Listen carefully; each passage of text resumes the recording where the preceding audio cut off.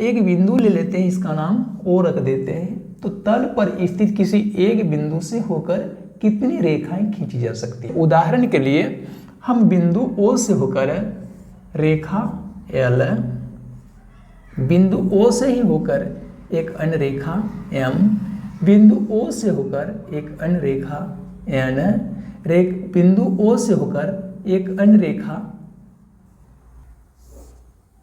P खींच सकते हैं। इस ढंग की और भी रेखाएं क्यू भी खींच सकते हैं।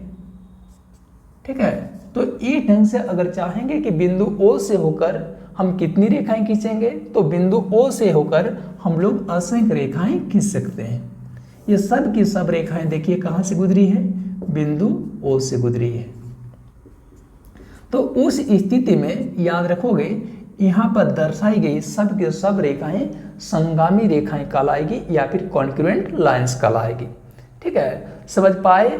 यानी संगामी रेखाओं की परिभाषा होगी तल पर स्थित किसी एक बिंदु से होकर जब 3 या 3 से अधिक रेखाएं गुजरने लगे तो ये सभी रेखाएं संगामी रेखाएं या कॉन्क्रुएंट लाइंस कहलाएगी।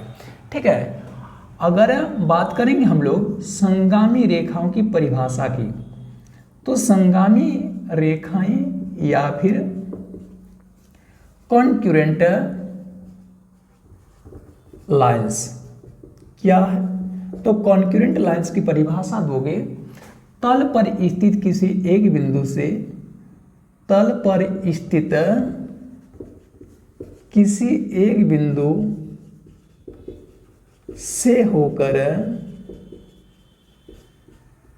जब 3 या 3 से अधिक, 3 या 3 से अधिक रेखाएं गुजरती है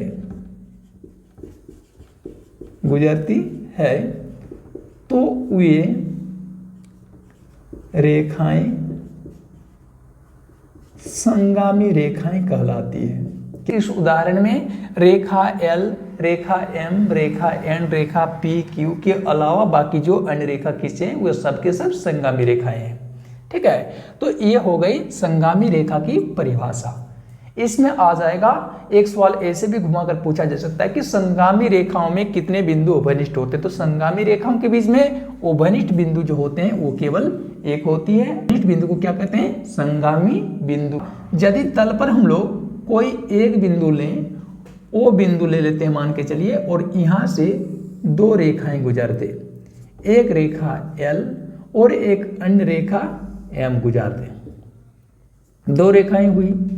तो तल पर स्थित एक बिंदु ओ से हमने 2 रेखाएं एल और एम गुजारी, तो क्या ये दोनों रेखाएं संगामी रेखाएं कहलाएगी? नहीं, ये दोनों रेखाएं संगामी रेखाएं नहीं कहलाएगी। तल पर स्थित एक बिंदु से होकर जब केवल 2 रेखाएं गुजरती हैं तो ये दोनों रेखाओं को हम लोग प्रतिच्छेदी रेखा या फिर इंटरसेक्टिंग लाइंस के नाम से जानते हैं। इंटरसेक्टिंग लाइंस या प्रतिच्छेदी रेखाओं की परिभाषा क्या होगी? ठीक है, तो इसकी परिभाषा होगी तल पर स्थित किसी एक बिंदु से होकर, तल पर स्थित किसी एक बिंदु से होकर जब 2 रेखाएं गुजरती है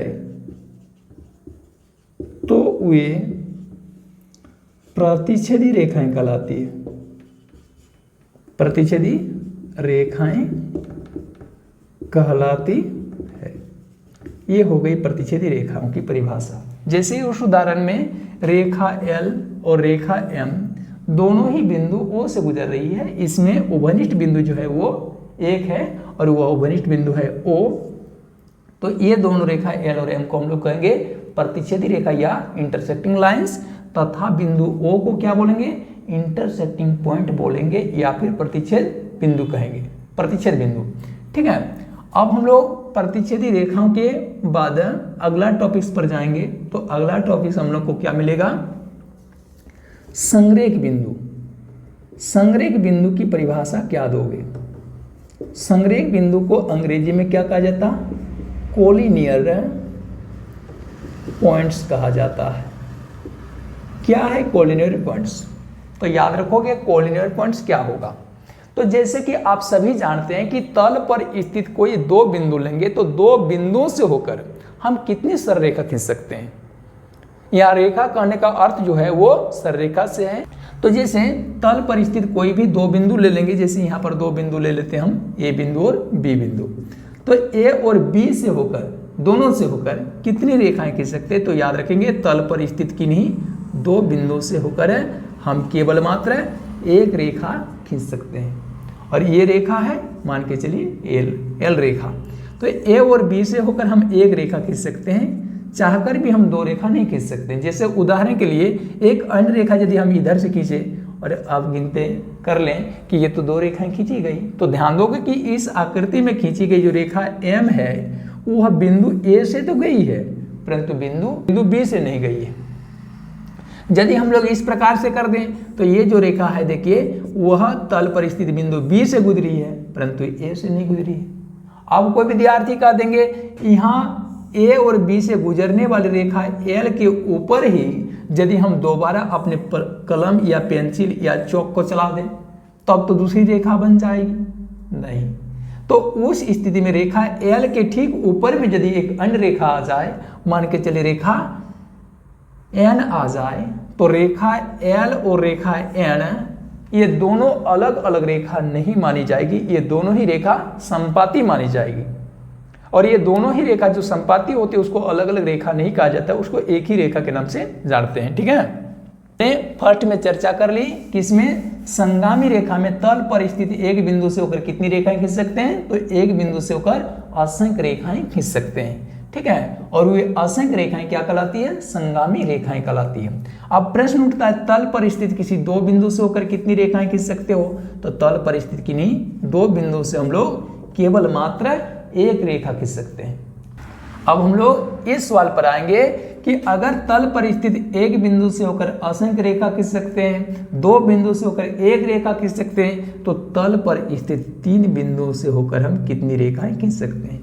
जैसे ये तीनों ही बिंदु यदि एक लाइन पर हो गए, एक सीधे में हो गए, तो देखिए उस स्थिति में तल पर स्थित बिंदु ए, बी और सी से हम लोग एक सररेखा खींच देंगे और इस सररेखा का नामकरण हम लोग रेखा एल कर देंगे। तो परंतु यदि ये तीनों बिंदु इस ढंग के हो गए, यहाँ पर है बिंदु ए, इस जगह पर है बिंदु बी और इस जगह पर अगर हो गए बिंदु सी, तो तल पर स्थित बिंदु ए, बी और सी से होकर क्या हम लोग एक सररेखा खींच सकते हैं? नहीं। ए से लेकर बी तक खींचेंगे तो एक सररेखा तो खींची जाएगी, लेकिन इस सररेखा में देखिए बिंदु सी सम्मिलित नहीं होगा। उस प्रकार से बी से लेकर सी तक की अगर बीच में बात करेंगे तो बी से लेकर सी तक से होकर हम लोग एक सररेखा खींच सकते हैं, लेकिन उस सररेखा में बिंदु ए सम्मिलित नहीं होगा।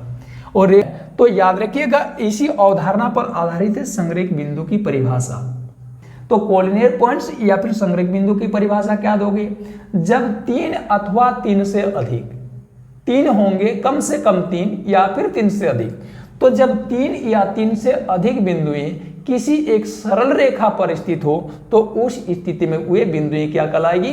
संरेख बिंदु कहलाएगी या फिर कोलिनियर पॉइंट्स कहलाएगी, ठीक है। कोलिनियर पॉइंट्स का एक उदाहरण इस ड्राइंग में देख रहे हो, अन्य उदाहरण और दिखाया जा सकता है। जैसे यहाँ पर बिंदु एम, बिंदु एन और बिंदु के है। बिंदु होकर यदि ये तीनों बिंदुएं सीधे पथ पर रही, एक सररेखीय पथ पर रही, तो एक रेखा खींच सकते हैं। तो अब ये तीनों बिंदुएं क्या कहलाएगी? ये तीनों बिंदुएं कहलाएगी संरेख बिंदुएं। क्या कहलाएगी? संरेख बिंदुएं कहलाएगी, ठीक है। और यदि वे तीनों अलग अलग जो है जगह पर हो गए, जैसे एम है, एन है और के का पोजीशन इस जगह पर रह गया, तो इन तीनों बिंदुओं से होकर हम लोग कोई भी सररेखा नहीं खींच सकते। तो उस स्थिति में इन तीनों बिंदुओं को किस नाम से जाना जाएगा? असंरेख बिंदु के नाम से जाना जाएगा। एक बिंदु की परिभाषा दोगे, जब तीन या तीन से अधिक बिंदुएं, तीन या तीन से अधिक बिंदुएं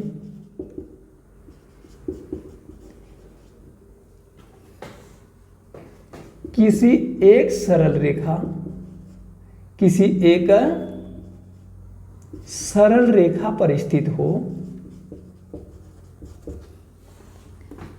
एक सरल रेखा पर स्थित हो तो वे संरेख बिंदु कहलाते हैं। तो ये क्या कहलाते हैं? संरेख बिंदु कहलाती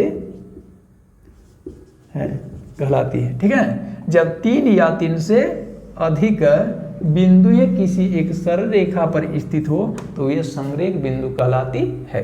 ठीक है, हम लोग 4 रेखा बिंदु ले लेंगे। तल पर अगर 4 बिंदु ले लेंगे तो उनसे होकर कितनी सरल रेखा खींची जा सकती है?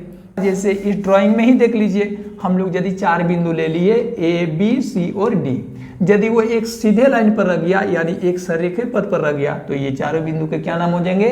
संरेख बिंदु। लेकिन इसमें से मान के चले सी बिंदु इधर रह जाएगा तो फिर ए, बी और डी हो जाएंगे संरेख बिंदु, लेकिन ए, बी, सी, डी वे संरेख बिंदु नहीं होंगे क्योंकि इस 4 में से एक बिंदु रेखा के बाहर स्थित है।